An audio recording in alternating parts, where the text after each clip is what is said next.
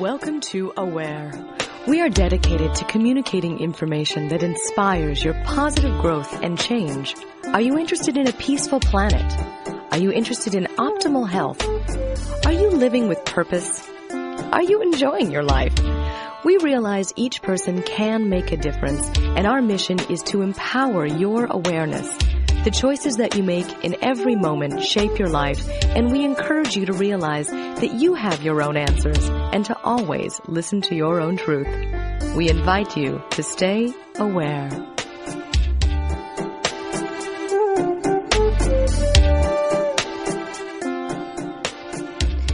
Hello and welcome to The Aware Show. I am Lisa Garr, and it's such a joy to be here with you. Are you going through any type of chaos in your life, any type of commotion, any type of change? I love these airport signs that we see that says, everybody is going through something. And that is so true. It is absolutely true. So we're going to have a guest today that's going to address some of those concerns. So full techniques, a lot of kind of a workshop show today, which I love about what we do on The Aware Show. I also want to mention, if you go to my website, which is theawareshow.com, you'll be able to see all the different places that I broadcast throughout the week here and simulcast on WBAI and Hay House Radio. And I have a TV show on Gaia TV called Inspirations on Gaia. And inspirationsongaia.com, if you go there, there's great preview interviews of all of the guests that you like to hear on the radio shows. You actually get to see them on video, and the really great transformational interviews as well. Once again, conscious media is something that is you are an active participant in. You don't just listen passively. You actually change as a result of listening to the show. I do. Every single day. This is my oasis. It's my safety net. So welcome. So, all right, change. Are you going through any type of chaos, overwhelm? Do you have, as a result of that change that you're going through, do you have mixed emotions having to do with that could have to do with confusion, anger, frustration, resentment? It's all a part of it. As we've heard many times, change is the only constant, yet it continues to confuse us. And joining me is our wonderful expert today, Arjang Zendehdel. Zendehdel. Thank you so much. I've got a D in there. That was his wonderful voice, by the way. Thank you. Incredible voice. Training and researching over 14 different disciplines to master the secrets of success and fulfillment. And when I find somebody who really goes through learning and immersing themselves in these different types of disciplines and coming up with one that really covers it and works for all of it, that's a lot of work, my friend. That's a lot of information. So welcome. It's a pleasure. Thank you. Yes, and you've been doing this for a long time. Yes, I have. Yes, more than 25 years. I've been doing a lot of training, and like yourself, I know you've done a lot of different things. And I was on the radio like yourself for about 10 years as a radio talk show host. That was a small university for me. Yes, it is. Isn't it wonderful? Yeah. I mean, just listening to the show and getting to host it is such an honor. It's so fun. Absolutely. So I feel a kinship with you. I've admired you for decades.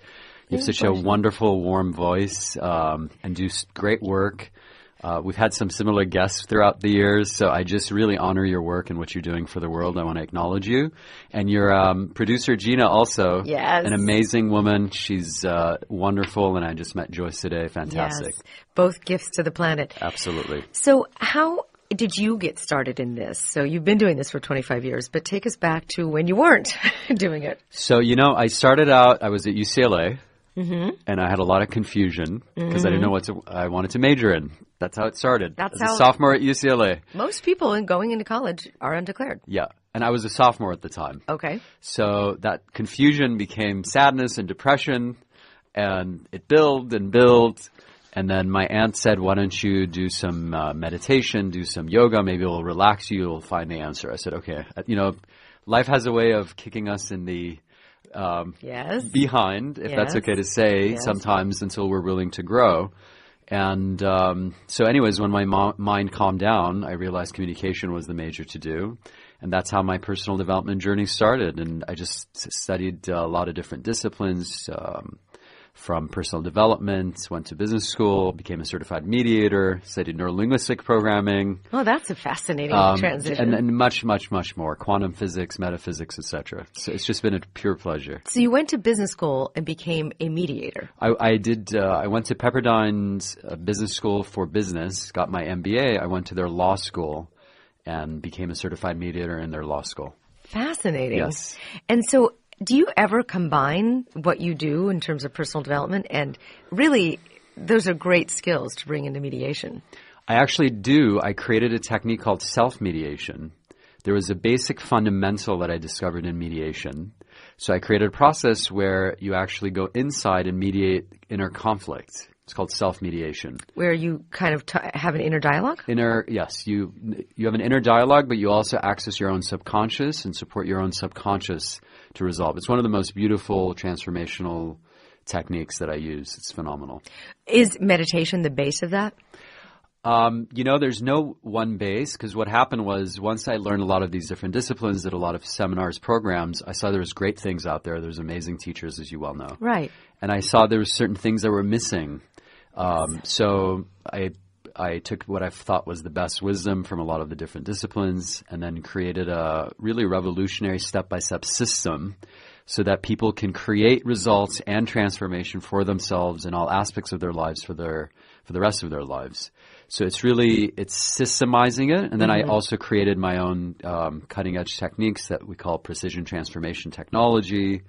Which we're going to talk about here. Yes. So Dreamality. Yes. Dreamality is the name of our organization, which is a combination of two other words. If you're like, what is that word? I have not seen it in the dictionary. Love it. Yeah. Do you know what those two words are by any chance, Lisa? Dream and reality? Very good. Uh-huh. Excellent. So we support people to achieve their potential and live their dreams. To take their dreams and make it into reality. Turn it into reality. Exactly. There's a tendency in the spiritual community to go through kind of a spiritual bypass, where you can meditate away your problems and completely deny certain things, that relationships. Exactly. The tactile stuff in your life. Exactly. And it's possible to do, but it does wind up catching up with you in the long run. It does. And I ultimately don't think that's the purpose for us. Otherwise, we wouldn't have come into a physical body. Right. We could have been just spiritual beings. So really, as far as I'm concerned, the purpose is the integration of the spiritual and the physical to be fully in the physical world while also being spiritual and mastering the physical world. So it's about integrating the two and really learning how to be good people, holy people, godly, spiritual, kind, loving, happy, while dealing with the challenges of life.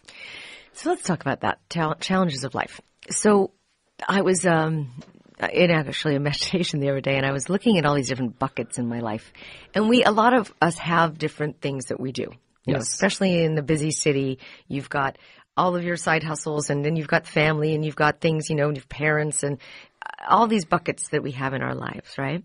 And each one, it can get totally overwhelming and then you add on all of the taxes and things that you have to do in life. And there's a certain natural tendency to become overwhelmed and have anxiety about all of it. Yes.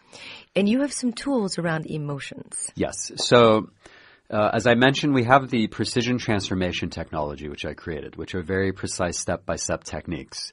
I'm a very systematic person. I get that. So it's literally step-by-step. You go through the process and you create change. So, for example, there's self-coaching, which is accessing and reprogramming your own subconscious. Like you were talking about with the Right. Self-mediation we spoke about. Burler communication, which is for communication. Now, a subset of that, I've created a series of techniques that I call emotional transformation. Okay. So now how that works is generally with emotions, what we do as human beings, we either suppress it, we try to control it, right? People ask me, how do I control my emotions, whatever the emotion, or we dump it on someone else. So if we have anger, we take it out on someone else, the person we're angry at, or maybe innocent bystanders. If we're really good, we have the emotion, we don't let it stop us, we move forward anyways. And the most popular techniques out there teach us how to manage our emotions. We're very familiar with anger management, for example, which is fantastic. I'm managing the emotion. It's not controlling me. I'm in charge of it. But within the term is its own limitation, which is manage. It's managed, but it's not gone. Right. So the emotion, not expressed. So let's say I have anger. I manage the anger, but I haven't got rid of it. I still feel the anger. Are you with me? Totally, yes. And then I notice a lot of the techniques out there, even though the most advanced NLP, etc., they're vague. They talk, you go into the past. It's not emotion specific. So you deal with different emotions, but it's not specifically for each of the emotions. So what I discovered, and really a lot of it is working on myself, is that every major emotion has a general pattern to it. The question is, first of all, where do our emotions come from? Maybe it's we learn them. Back up to that, right? Yeah. They're learned. Most of them, aren't they? So all emotions actually come from our thoughts.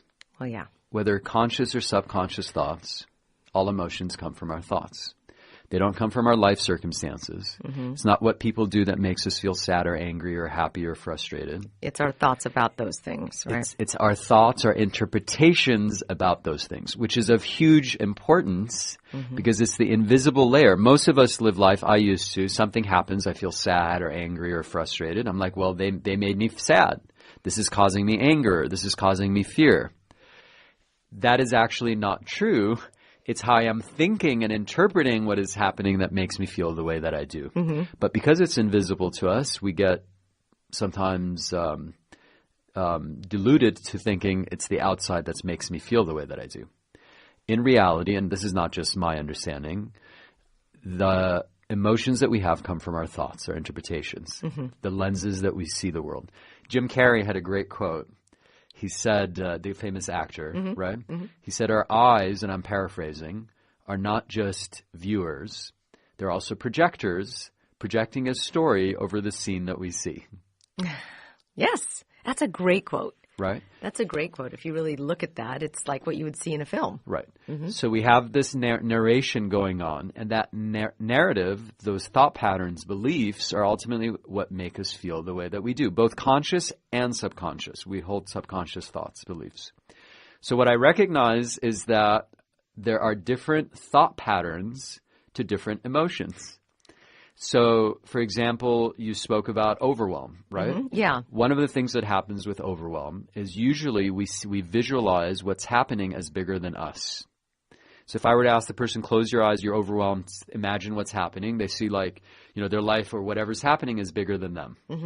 Another thing or they out might of control. Right. Or they might say, I have to, they use the language, I have to do this, have to do that, which creates pressure. There's a certain pattern that creates overwhelm. So if you undo that pattern, you can undo the emotion.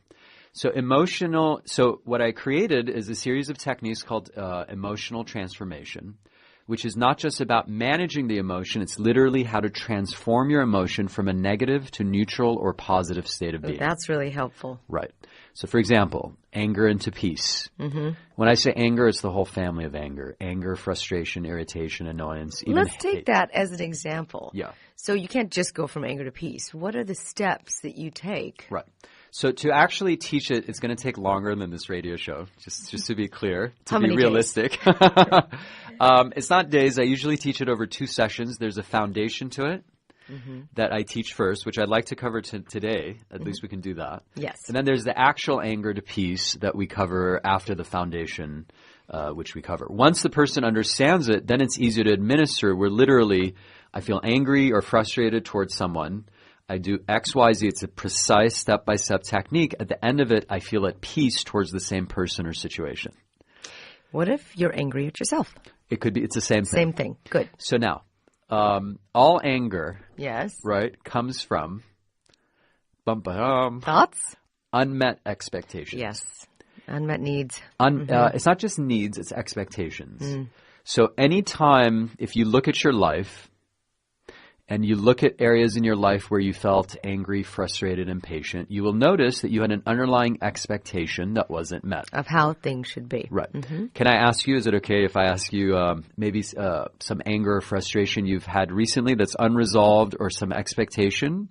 So we can actually use that if it's okay. Well, it's an interesting question because my father is in the hospital and he's going through a very tough I don't want to say end of life, but challenging health situations. And the hospital nutrition is not there, the food alone could really kill you. I mean, yeah, I know. And Yeah. it seems to be so difficult to get anything to move in that environment. Yes. It feels so corporatized. Got it. So what's the emotion that you feel? Yeah, frustration. Frustration. Yeah. Okay. Frustration with not being able to make a difference, enough of a difference. Okay. And I'm going to ask you, the listener, to also, while we're doing this, to think for yourself an anger, frustration, disappointment, upset that you have. And think about, now I'm asking you, Lisa, what do you expect? Well, because it's a system. You know, it's like there's a system involved here, and I don't know how to change the system. So I'd like to affect the system. So do you expect, for example, I expect them to treat my dad well and feed him good food, for example, if we were to simplify it? Yeah, that's kind of unrealistic, isn't it? But is that accurate? Yeah, that would be nice. Green juices and so forth could really help him. Right. So I expect the system to be supportive of my dad's health, whom I love. Yeah. Right? Yeah. Very understandable. Expectations are understandable. The issue with expectations, do you mind now we go into depth into it? Yeah. Okay. So now the question is, what's the problem with expectations? Because we've all had them. It's very natural and normal, and it's okay we have expectations. It's understandable, right? Yeah. Very understandable, like your example. So what's the problem with expectations? So first of all, let's define it. So expectations is desire. We all have, when we have an expectation, there's a desire underneath it, right? You want your dad to be given good food, to be taken care of so he can be healthy, correct? So there's a want, a desire. Yes. The problem with expectation is that it's not just desire. It's desire plus certain attachment. Not only do I want it to be this way, I expect it. It's supposed to be. It should be this way. The metaphor I use is like an octopus. So the center is the desire, but it's got tentacles, and the tentacles is my mind saying, it has to be this way. It should be this way. I expect him to be taken care of, or I expect myself not to feel sad, or I expect there not to be traffic. Well, I think there should be green juices in hospitals. How hard is that?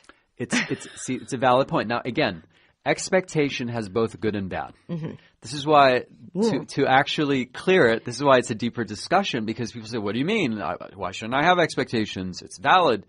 Within expectation is both good and bad. The problem with expectation, it's a projection of the mind.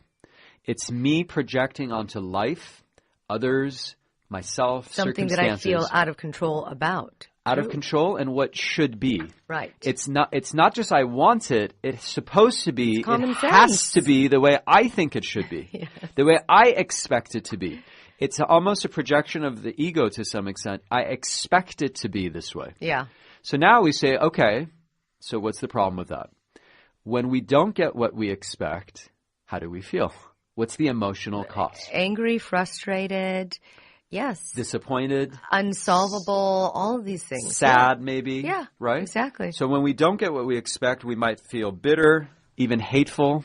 I'm not saying in your situation. These are some possible emotions. Sad. So one of the things you want to recognize, all of us, is our emotions are a guidance system to the effectiveness of our thought patterns. Okay. When we have an emotion that is negative or dark, they're a guidance system. It is telling us that there is something off with our thinking. We're not connecting to higher truth. We may be connecting to partial truth, but not higher truth. All negative emotions, Lisa, right, are constricting. If you think of anger, do we feel relaxed and expanded or constricted? Oh, yeah. Sadness, we feel constricted. Yeah, sad. Fear, we feel constricted. Confusion, we feel constricted. All positive emotions, on the other hand, are expansive. When we feel happy, we feel expanded, yeah. When we feel powerful, we feel strong. Expanded, strong. When we feel love, we feel expanded. Expanded, yeah. So when we have a negative emotion, first of all, it constricts the system. It creates negative emotions, chemicals in our body. It's telling us there's something off with our way of thinking. Emotional guidance system. Yes. We may be connecting to partial truth, but there's something off with the way we're interpreting and seeing the reality of what's so. So the fact that expectations creates negative emotions is telling us, I'm not saying it to you. Our own body, our own emotions are telling us there's something off with this way of thinking. Our bodies tell us the truth. Our minds can lie to us, convince us that the way we're thinking is accurate and true. But our bodies tell us the truth. Right. They tell us where we are. The behavior doesn't really lie. Right. Yeah. So on the negative side, we feel negative emotions. So it's telling us, red light, there's something off. Now let's look at the reverse part of it. What happens when we do get what we expect? So listen to this. I expect the sun to go up in the morning. Mm-hmm. I get up, the sun's up. Mm-hmm. So the sun is up. It's in the morning and the sun's up. Okay. So how do I feel? Fine. Normal. Indifferent. Okay. Mm-hmm. It's supposed to go up. Mm-hmm. It's not a big deal. The problem with expectations is not only on the negative side, it creates negative emotions when we don't get what we expect. When we do get what we expect, because we expected it, there's not really happiness or gratefulness. It's supposed to be. My wife is supposed to do X, Y, Z for me. My husband's supposed to do X, Y, Z. People are supposed to be kind. Government's supposed to be this way. Right. My children are supposed to be that way. They're supposed to be green juices in the hospital. I expect myself to do X, Y, Z. So when I even do get what I expect, I'm just okay. I'm indifferent because it's supposed to be. So at the best, I'm okay. I'm indifferent. At worst, I have negative emotions. Expectation beyond that has more problems. There's a beautiful quote that I saw on the internet. I don't know who wrote it. Mm-hmm. It said, expectations are my favorite crime, and disappointment is always my punishment. Yeah, right? Disappointment's right. Yeah. That's a great way of explaining it. Right. Yeah. So the problem with expectation is this form of resistance. And there's a concept, what you resist persists. Yes. Resistance means having a negative emotional reaction. So I want to define it. It's not just fighting against something or being against something. When I have a negative emotional reaction towards something, sadness, anger, frustration, the law of the universe is the very thing I tend to resist, I tend to attract. It happens. Mm-hmm. So part of the problem with expectations is we tend to ultimately, not necessarily right away, attract the very thing we expect that we don't want to happen happens. It goes against what we expect. Yep. It goes even beyond that, which we can explain as far as like how people take it. So if I tell you, right? Yeah, it's good Go to ahead. use this into an example. Yes. Because talking about it, it can get a little bit lost. So let's go ahead. Thank you for asking. If we have this in, and I open our callers as well to call in, if you have an example of an emotion that you are working through, it's good to go through this with examples of people that are actually trying to work through certain things. But we all have these emotions. Right. We actually have a lot of them in every single day. Exactly. So let me try this. So if I say to you, right, I say, Lisa, and then you who are listening, you can also see how it feels. I say to you, I expect you to do exactly what I say. You should do what I say. You have to do it now. Yeah, it doesn't feel good. Doesn't feel good. Right. Because all those are expectation language. Yes. Makes you want to do it or not want to do it? No, not want to do it. Because expectations encroach on our free will.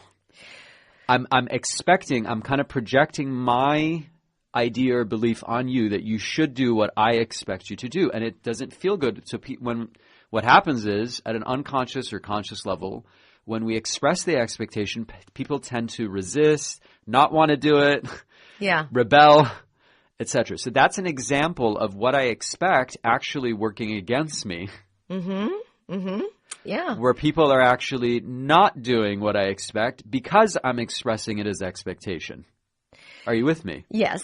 Now, I want to share the solution, if it's okay, because really you got to get the whole picture, because it's not just about not having expectation. What do you replace it with? And then if it's okay, because it's impossible. I mean, how do you not have expectation in the world? So here's the thing. There are expectations by everything, the taxes and everything. Right. So the technique that I teach, it's what I call a mother-master principle. Okay. It's called zero expectations, full desire. Oh. Let me say it again. Like, contradictory. Zero expectations, full desire. It's not once you understand it. Right. So should I explain to you how that works, if that's okay? So we talked about, expectations. So we said expectations affect us negatively emotionally. Bad for our health. Negative emotions are bad for our health. People don't like it, generally. They tend to rebel. It creates negative results.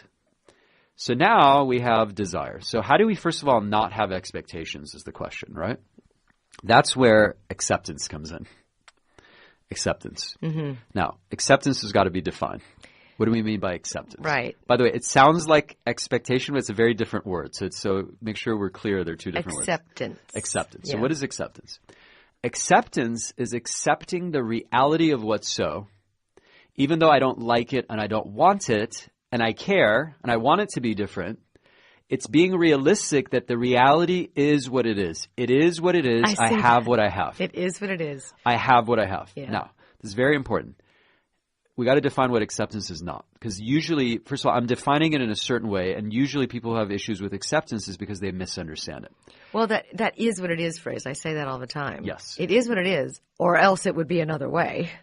Now, acceptance is not giving up. Lisa, do you mind saying that for me, please? Acceptance is not giving up. Beautiful. And if you're who are listening, please say it also because it's very critical. Acceptance is not giving up. Right. Acceptance is not giving up. It's not being indifferent and passive and uncaring and resigned, which is unhealthy and ineffective. Right. That's usually what people, That's where usually people go. They think, oh, if I accept it, that means I'm going to do nothing about it. I've given up. Whatever. I've resigned to it. I have to accept, they think if I accept it, so then it's got to, it's going to take over and ruin my life. Yeah. No, so that's not what we're talking about. Acceptance is not giving up.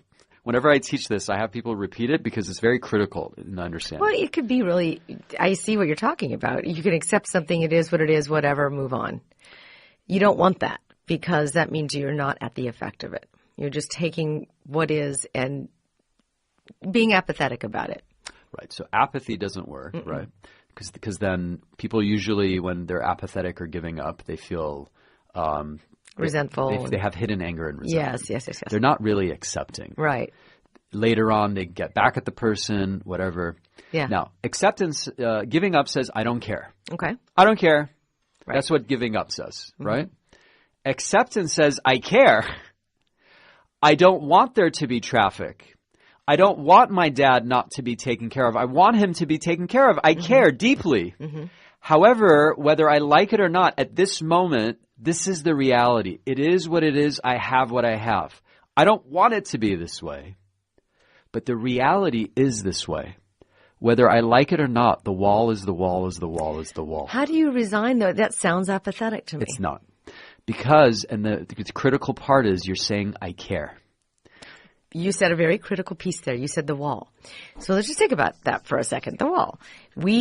So some people don't want the wall. And what do you say? It is what it is, what it is, what it is? No. So this is why this is a full explanation, right?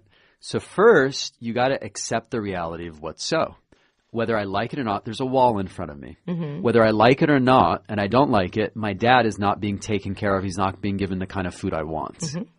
Whether I like it or not, this person is speaking in a mean way to me. Whether I like it or not, this is my financial situation. However, this is the reality. I care. However, I accept the reality. Acceptance doesn't mean I like it and I want it. It says this, I accept the reality of what's so. Let me give you an example. Lisa, how's that not apathy? It's not. Because then the next step is desire. Okay. So this is where it's zero expectation, full desire. Sometimes we accept something and there's nothing to do. I see what you're saying. Because there's nothing to do. There's nothing I can do about it. It's out of my control. A lot of times there is something I can do. That's where full desire comes. Got it. Desire is purified expectation. Desire takes out the expectation aspect, says I accept the reality. So let's take traffic. Whether I like it or not, there's traffic. I can bang my head against the steering wheel. I can get angry. I can get frustrated. The traffic's there. So I accept the traffic. Now, I want there to not be traffic, so maybe I go on my GPS and figure out how to bypass it because I want it to be different. Right. So the desire part has huge. within it acceptance they go together. That's a big piece. It's a huge piece. Yeah. That's why whenever I teach this, you don't just say zero expectations. That's only half the equation. It's zero expectations, full desire. So desire now says, I accept the reality of the traffic. I want it to be different. Yes. So now let's see what I can do about that. That's the big piece, is what can I do now? Yeah. The desire is the movement part. It gives me the motivation, the drive to change reality. However, from a place... you're right. We can do green juice delivery service. We could do all sorts of things. From a place of peace. Or find an integrative medicine center. Yes. But yeah, there's lot of things going on. But yes, from a place of peace. That's the key here. Yes. No. Yes. Let me give you an example. I've had clients who've had cancer, right? So if the person has cancer and they're resisting the cancer, they expect them not to have cancer. They feel sad, angry, frustrated. They shouldn't be. Now, how's that for is that good for their emotions or bad? No. It's bad. How's that for their health? Not good. Makes it worse, right? So what I teach them is accept the reality that you have cancer at this time. Okay. This is the reality. That gives you peace and power, actually, because when we are not accepting, we're reacting, we lose our power to the situation or person. Yes, because we go into anger and resentment and all those. Which actually means we're reactive and losing our power. The thing has control over us. Okay. So I say, accept the reality of the cancer. Now, of course you care. Now, want it to be different and do everything you can to heal it. From a place of acceptance and desire, though, not from a place of resistance and expectation. Okay, what if someone else is involved? So I'm taking like an in-law, for an example. And you don't like your in-laws, and you're... Who doesn't like their in-laws, I know, Lisa? right? This is very common, right? Right. And so you're saying, okay, well, accept the fact that that's my in-law, but I don't like them. I don't want it to be that way. I don't want it to be that way. So how do you change another person? Well, we don't have control over Right, others. right. We don't have direct control. We have influence, and we can persuade them. Now, here's the thing. If I don't like my in-laws, and I'm angry and resentful, upset at them, right? So, and I want to talk to them to get them to do things the way I expect them to do, right? So, Lisa, I have a gift for you. Okay. It's wrapped in barbed wire, however. Do you want it? No. So when I communicate with anger, even though I'm not Right. saying it, the emotion is there. With expectation, it could be the best message that I have to deliver to this person. But it's not going to get accepted. Yeah. But because I've wrapped it in negative emotions, barbed wire, unconsciously people push it away. There's an escalation. There could be a fight, argument, or if I can overpower the person, let's say it's my child, maybe later on or perhaps or likely they'll get back to me at some point in the future. Yeah. So desire, how do we define desire? Desire is desiring without attachment. It's accepting if I don't get it, and I want it, so therefore I have a certain level of independence whether this thing happens or not. And it actually allows me to have self-mastery because I'm accepting of not getting the result. So I want it, and I go after it, but I don't expect it. So what happens? So let's talk about the thoughts and language of desire. Desire says... Wait, before we do that, I'm going to ask one more time for listeners. Give us a call if you have something that you have that is a emotion that you want to transform, a situation, chaos, something in your life that you want to transform. And we can talk about that here, and Arjang will actually be the one it's going to be coaching you through it. The phone number is 818-985-KPFK, and we can go through some of these transformations because it's always great when we apply it to real life situations. So we've learned about expectations. Right. So desire now. Desire. Mm-hmm. Desire says, if it's about myself, I can say I commit to. That's strong desire. Mm-hmm. I choose to. I intend to. Mm-hmm. If it's for others, I say, Lisa, I would love for you to do this. I would appreciate it if you do this. I request that you do this. It would be great if you do this. Please do this, right? Mm-hmm. So I desire, right? Mm-hmm. Now, let's see what happens when we do desire without expectation. And I don't get what I desire. So I buy a lottery ticket. Mm-hmm. I want to win it. Right. But I have no expectations I'm going to win it. I want it, but it's okay if it doesn't happen. Okay. So then I buy the lottery ticket. I have zero expectations, full desire, and I don't win the lottery ticket. So how do I feel? I'm disappointed. No. That's expectation. Because I want it, I'm not expecting it. I accept not winning it. I actually feel at peace. I'm okay if I don't win. I'm okay. I'm accepting. I'm at peace I don't win. I am because, again, it's because I'm coming from desire, right? Remember, desire has within it acceptance of not getting what you want. Now, let's reverse it. Let's say I do get what I desire. Mm-hmm. I want my spouse to do something. I want the government to do something. I want my child, my friend, whoever to do something. And they do. Mm-hmm. I didn't expect it. So I really love when my, husband brings me flowers. It's that much better. Or my wife, makes this great dish. I want it, I said it to her, but I don't expect it. And boom, this person does it. Now how do I feel? It's elated. Elated? Yes. Happy? Yes. Appreciative? Yes. Surprised? See, desire allows gratefulness. Yes. When we expect things, and I get what I expect, remember, I expected it, so what? But when I have desire and I don't expect it, it's even better. I feel appreciative, grateful, and I know you know the importance of gratefulness. How do you set any types of goals? But we're going to talk about that. Someone is calling in here about the desire piece, and let's go to Chuck in Los Angeles, who's has a question for you. And I'm saying this right, Arjang? Arjang, yes. Arjang, great. Okay. Yes. Like beige or Bijan, Arjang. Arjang, okay. Yes. All right. What is your question, Chuck, for Arjang? Yes, thank you for taking my call. This is a really fascinating subject. But I was wondering what your host or your guest would say. Lisa, I'm sure you've heard of Seth and Jane Roberts, the medium. Mm-hmm. Anyway, he in this conversation, it just struck me that Seth said,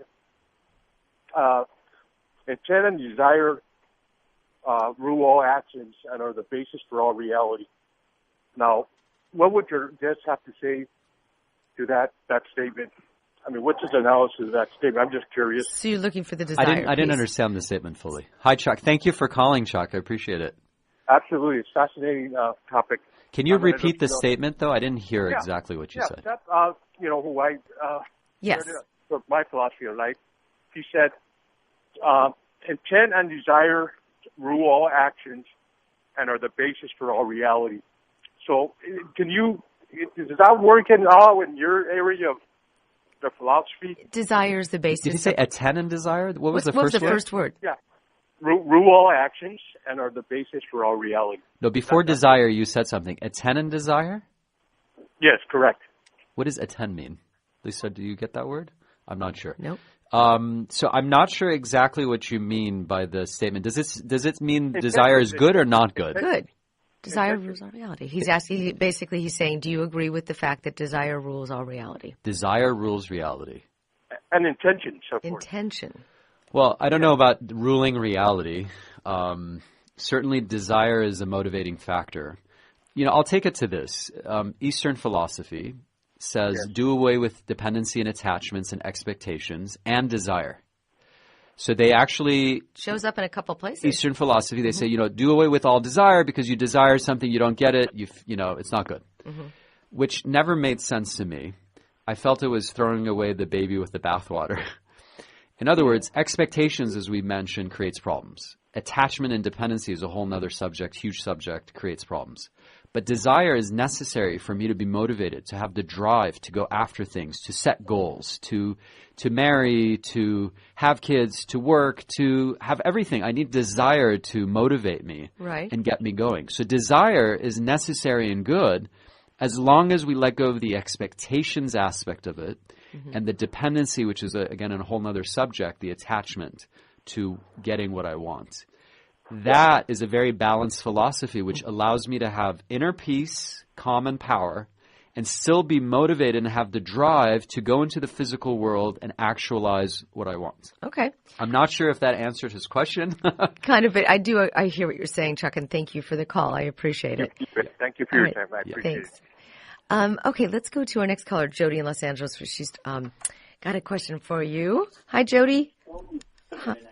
Hello. Okay, you have to turn the radio down there. Jody? Our Jody caller. Oh. Okay, we'll go to the next caller. All right, Rachel in Los Angeles. Hi, Rachel. Hi. Hi. Hello. Thank you for taking my call. Absolutely. What is your question? Okay, my question is, I work with a friend. A friend helped me get a job, and our boss is not on site where we work. Okay. And so we have a lot of free time, and people kind of take advantage of that. But I get really frustrated because she'll say she's coming in a certain time, but then she'll come in like a couple hours late or a half hour or an hour. And then I know I have a lot of expectation because I want it to be one way, but I get really frustrated, and then it makes me act kind of like passive aggressively. But I just don't, you know what I mean, know what to do about it. Interesting. Oh, it's a great question. So here's what we want to all realize. Whether we like it or not, there's darkness in humanity in the world. People sometimes don't keep their word. They're late. People cheat, kill, do all kinds of negative things. Whether we like it or not, it's part of the human condition. Acceptance says, accept the reality of this condition. Again, I'm not saying give up. This is very critical. Acceptance is not giving up. I don't want it to be this way. And I personally am a stand against all of these things. But because, first of all, I accept the reality, that gives me the peace and the power so I'm not reacting, right? Then, two, because I want it to be different, now I do everything I can to change it, to make it better, etc.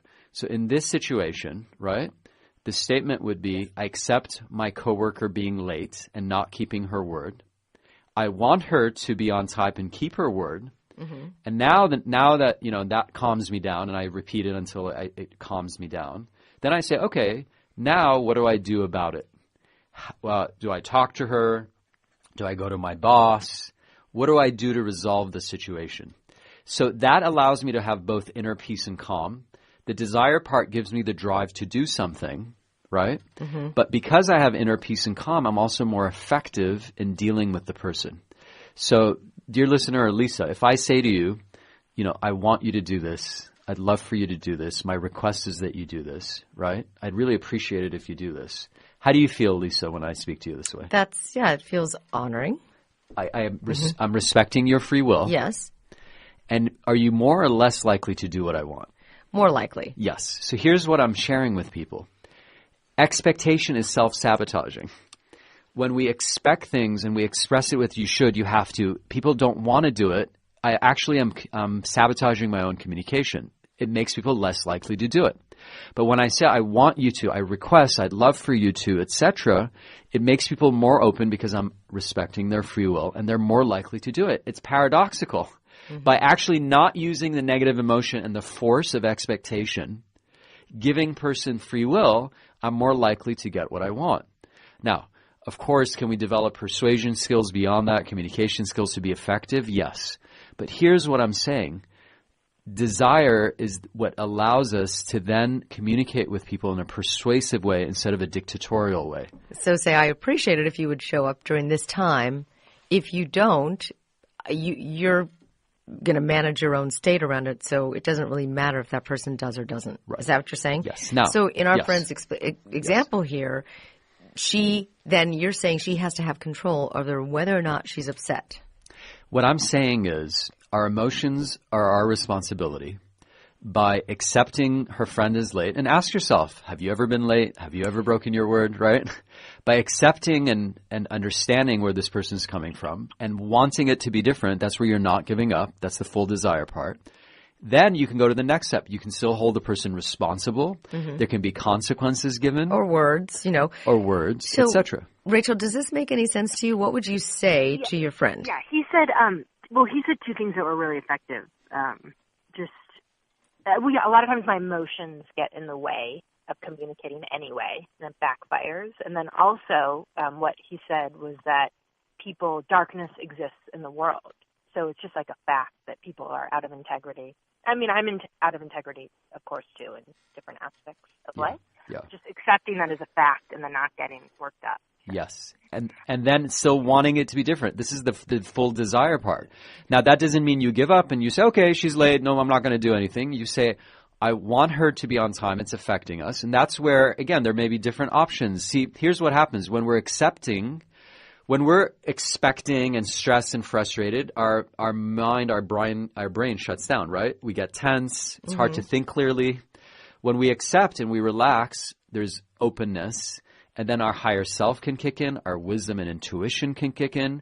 We become solution-oriented. And we say, okay, this is the reality. I accept it. So now how do we resolve it? Do I have a conversation with her? Do I get the boss involved? There's a lot of things. I mean, you could, since you're not in the managerial position, you could talk to the boss and say, is there any type of a hierarchy here? Could I be a manager? And then you would have the authority to do something that would make an impact on the other person showing up or not. If you don't want to step on toes, then is there any type of, this is funny because, is there any type of reward that that person gets for showing up on time, or any consequence they get for showing up late?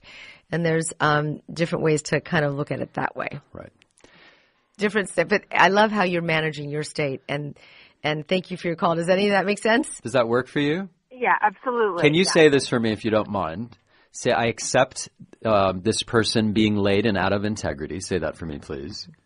I accept this person being late and out of integrity. I want them to be on time or early and in integrity. I want them to be on time and early and in integrity. Good. Now, if you repeatedly said that and you really absorbed that, how would you feel? I feel more calm. Yes. But still have the drive then to do something about it. That's the desire part, right? Interesting. Do you see that? Yes. And then from darkness in the world. I appreciate you acknowledging from calmness, then you go and resolve it. Hey, you got a great job, though. All right, thank you. Let me give an example. People always ask me, if it's okay. People say, well, don't you expect your wife, I've been happily married, thank God, for more than 17 years. Don't you expect your wife to be faithful? That's a zinger, right? I mean, do you not expect your wife to be faithful, right? Yes. So what I answer to them is, my wife, all of us have free will. I accept if she's not faithful. I want her to be faithful. I hold her responsible to be faithful, and vice versa. And there's consequences if she's not faithful. Okay. But I know from what I teach and experience that by expecting it and being attached to it, that's going to create negative emotions where it could create, maybe it could bring in a negative dynamics. And the amazing thing is, all the years that I dated and before, and I also was with my wife, I never had an issue with if the person cheated on me as far as like worrying about it, etc. Because I always thought, okay, if they don't want to be with me, that means there's someone else. We can break up, move on. It's okay. And it was not an issue for me, so it never happened. Not once did a woman I was with cheat on me.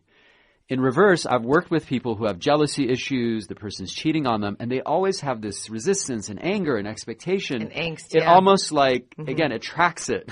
Yeah. But when you're at peace with it, and again, I want her to be faithful, I hold her responsible, there's teeth to desire because I can do things with it. Let's get to some rapid-fire questions here if we can. So let's see here. We've got Frida in Los Angeles. Hi, Frida. Welcome to the show. Do you have a question for Arjang? Yes, I do. Hi, how are you guys? Great. I really appreciate your show. I was listening and I recited a lot with it. I really like it. But Good. One of my questions Good. Thank you. was, you're welcome. It was, how can I make acceptance easier in the sense where I don't hold resentment? Okay, so part of it is understanding what acceptance is. So there's an intellectual understanding, this discussion we're having, right? And once you understand it, then it's internalizing it into the subconscious, practicing it, breathing into it. You know, there's two pathways to our emotions. One is the mind, which is the root. There's also another pathway, which is the body. So when I relax my body, it supports me to be in acceptance, right? Acceptance supports me to relax my body, and relaxing my body supports me to be in acceptance. They work together, right? So taking deep breaths, calming myself down, saying whether I like it or not, this is the reality, I accept it. Again, zero expectation, full desire. Now, I want it to be different, express the desire, and then go after it. So really, it's a matter of understanding it and then practicing it so you become better and better at it. So specifically your question was what? Tell me what your question specifically is. Well, for example, like, I've had people hurt me that I was really close to, and I feel like I let it go in the sense where I'm not going to go after them and hurt them, right? And I don't have the desire to try and fix things because I just know, like, it's not going to work with those specific people. So betrayal is what you're dealing with. Yes. Yes. And I just want to know how to, like, accept that without having that resentment towards them. Right. Sometimes people say, I let it go. And that could be giving up, by the way. When they say I let it go, it's not very clear when people use that terminology. I'm like, so you let it go. What does that mean? Did you accept it or did you give up? So first you got to make sure. Well, it's a negative term, I guess you could say, because I am ignoring it. So you are right. Like it is. Gave up in a sense, yes. See, this is again where people confuse giving up with acceptance. Any issue people have with acceptance is because they're really thinking it means giving up. So it's really about learning not to give up and accept it. And then it may be good, again, depending on the circumstances, to really, write an outline, maybe speak to the person, see if you can resolve it, clear the issue between you. There's a process I teach. It's called inner clearing, outer clearing. Most people, they either hold emotions in, they don't say anything, or they get really angry and resentful, and that escalates things. Both of those are not effective. I apologize for this metaphor. It's like needing to go to the bathroom, and you either hold it in, or you do it on someone else, and neither of those are effective. What is effective is you go to a private place, you calm down. That's what the inner clearing is. You deal with your own emotion. And once you're calm, then you do outer clearing, which is I clear the issue with the person. I talk to them, listen, resolve. She doesn't want to do that. I got that. She didn't want to do that. So how could she clear that within herself? So are you sure you're not wanting to clear it with her because it's the right thing to do, or because you're afraid or resistant? I just feel like there's from there, like I'm willing to talk to them, but I'm pretty sure that that person that betrayed me doesn't care to work it out with me. You know what I mean? Like, I could do my part, but they won't do their part. And I know this, like, 100%. Okay. So she has a desire to make it work. Mm-hmm. So that's where, if there's nothing to do, why resist it? Why make yourself feel bad? If this is the reality, you accept it. And if there's something to do, why resist it and get yourself upset? Accept it and talk to her and resolve it. Either way, acceptance is the way to go. If I may give a metaphor, Lisa, which I think might be effective. Have you ever driven a stick shift automobile? Yeah. Manual transmission, right? Yes.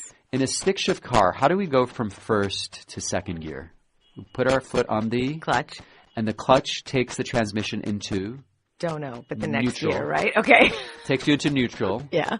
And then from neutral, you can shift gears. You can go to second gear. Okay. So first gear. Is that what the clutch does? Yes. I didn't know that. Takes the transmission into neutral. Okay. Then I can shift gears, go into second, right? Ah, that's cool. All right. Now, so going into neutral is like going into acceptance. In order to change it, I got to accept it first.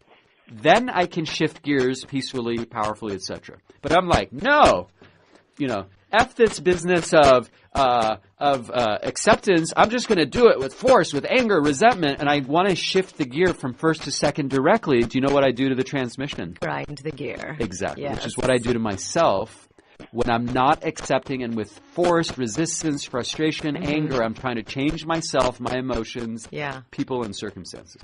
Okay. So I do understand that this idea of acceptance shifts something in you that you could then make a different decision based on. So you could choose to do something and write that letter or make that contract or not.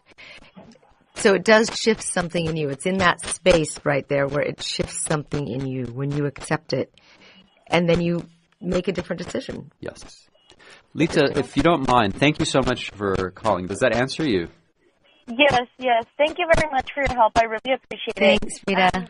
Lisa, I care about you. I want to go back to what you said. If you don't mind trying this on, right? How about you say, I accept how they're feeding my dad in the hospital. Not that you like it. Try it on. I accept that they're feeding my dad. This is what's happening, right? Yes. They're feeding him. That's nice. Not quality foods. Right. Say that. Not quality foods. I want them to feed him quality foods. I want them to feed him something other than mashed meat. Right? So now, if you were to, again, this is why the anger to peace is a much bigger process. Yes. I'm just giving you kind of the foundation of it. There's more to it. Now, if you really meant that, I accept the reality, this is what they're feeding him at this time, and I want it to be different. And you really breathe that in and accept it, and then want it to be different, and then go about finding ways to make it better. So if you really, truly absorb that acceptance and what I'm saying, how do you imagine you would feel? Oh, much better. Yeah. More calm, more peaceful, right? More calm, yes. I actually did have a conversation with Mom on the way here. She's going to go to the market. She's going to get the green juices. I sent her the ingredients, and she's going to go bring them in. There you go.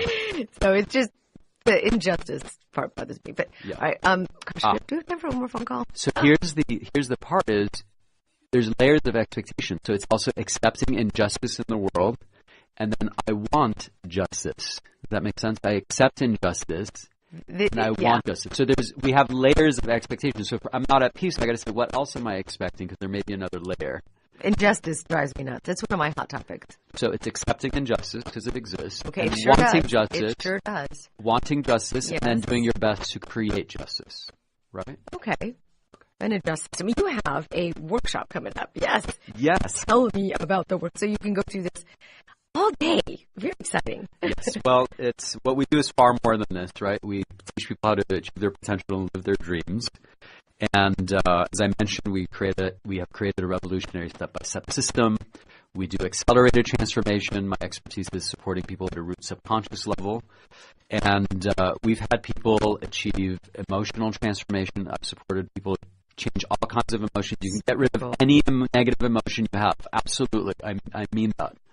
We've had people achieve higher levels of peace and power, get married, heal relationships, release 10 to 160 pounds, increase their income 10 to 900%, etc. So what we have is an introductory seminar coming up. It's called the Dreamality Introductory Seminar called Jumpstart Your Dreams. You gain powerful insights and techniques to immediately upgrade your life. Plus, you discover what our innovative programs can do for you. Okay. It's this coming Monday, April 15th, and next Monday, April 22nd. It's a one-night introductory seminar. You can come to either one. 6:30 check-in is from 7 to 9. It's a $100 value that we're providing to the first 40 callers, people who contact us, because we have limited spacing.